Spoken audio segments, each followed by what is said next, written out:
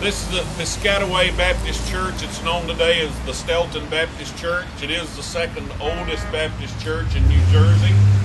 It is one of the original members of the Philadelphia Association, which was the first Baptist association in America. That was founded in 1707. And of course, this church, well over 300 years old. A lot of history associated with this church. Reading from Griffiths in his History of New Jersey Baptist, he says many of the settlers in the locality of Piscataway were from Piscataway River, dividing the provinces of Maine and New Hampshire.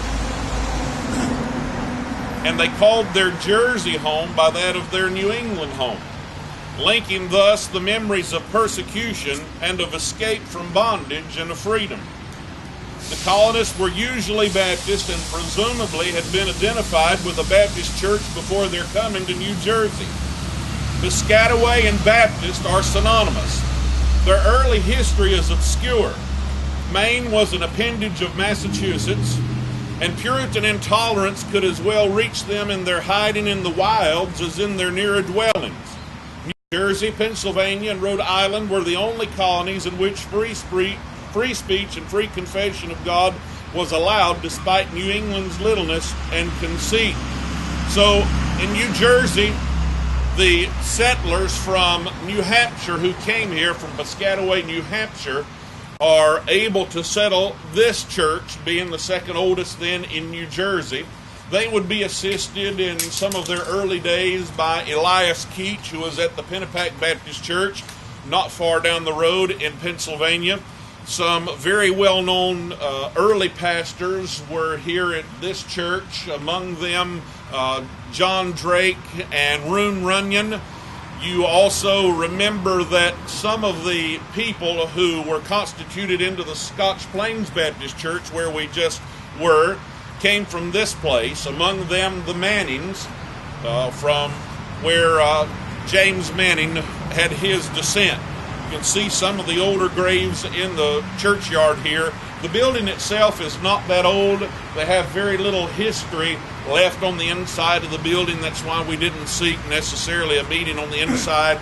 They do have the marker here on this side, and then they've placed another marker here. You can read the marker and see what basically they're trying to present and are most proud of. We won't comment on that.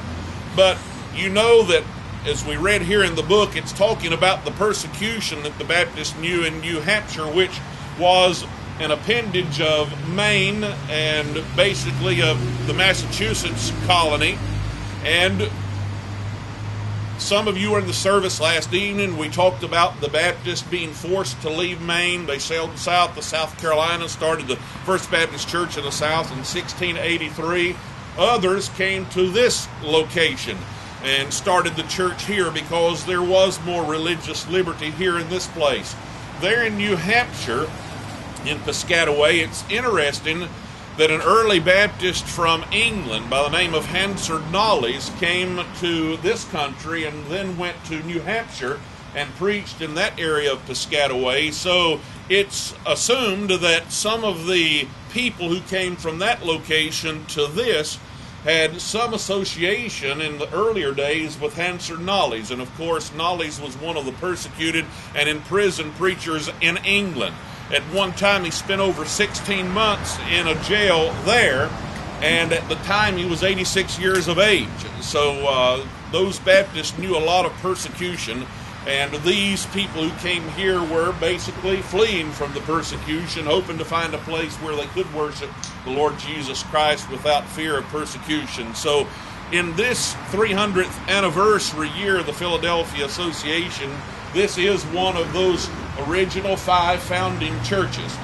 It's often said of the Baptists that the Baptists were against the Constitution, that the Baptists didn't take part in the war for independence. That is totally false, and it's up to us to make the record straight. You can see the flags flying out here by some of these graves. You'll notice it in some of the other churchyards that we'll visit this week.